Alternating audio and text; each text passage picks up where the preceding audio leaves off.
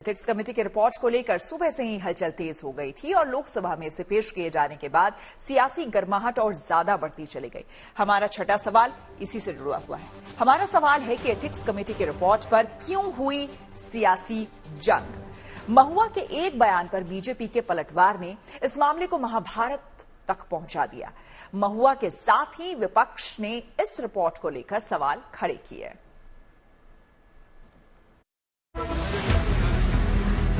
क्या लग रहा है?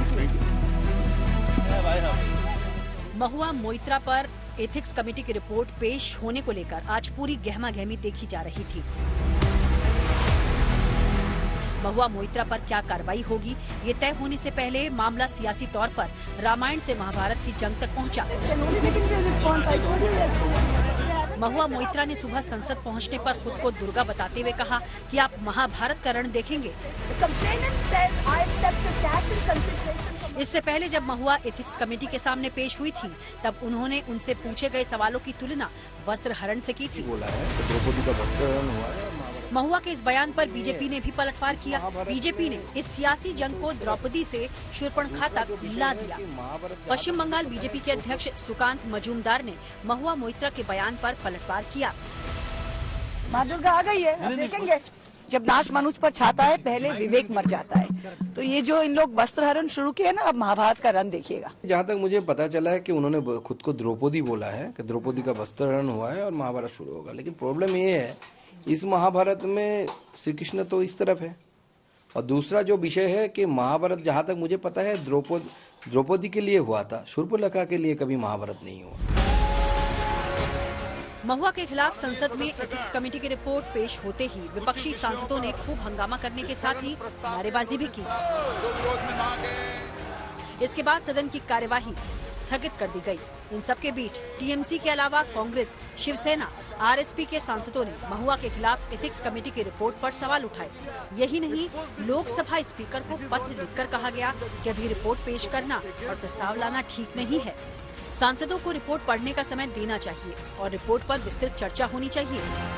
Only after studying the report, we also may be asking for more time to understand better what's there in the report, and then obviously we all have come to a solution that Mahua herself should be allowed to speak, and I think it's fair because she is most affected. And she should stand up and fight for herself, and all of us are with her. And we genuinely believe that women should be treated much better by this party. BJP has mostly always said and done unfair things towards women, and I think this is not how Indian constituency was all about. हर चीज में ये आज की सरकार इतनी प्रतिहिंसा, जिसको हम कहते हैं कि इतने बदला लेने की राजनीति क्यों करते हैं पता नहीं। बीएसपी के सांसद दानिश अली ने भी महुआ मोइत्रा को लेकर एथिक्स कमेटी की रिपोर्ट पर सवाल खड़े किए। बता दें कि दानिश अली उस एथिक्स कमेटी के सदस्य थे जिस कमेटी ने बहुमत के आधार पर महुआ मोइत्रा के खिलाफ कार्रवाई की सिफारिश की थी। कमेटी की रिपोर्ट रखी गई है, हम मांग कर रहे हैं कि उस पर चर्चा होनी चाहिए, क्योंकि एथिक्स कमेटी में भी चर्चा अधूरी रही। जो जिनके खिलाफ एलिगेशन है उनका डिपोजिशन ही कंप्लीट नहीं।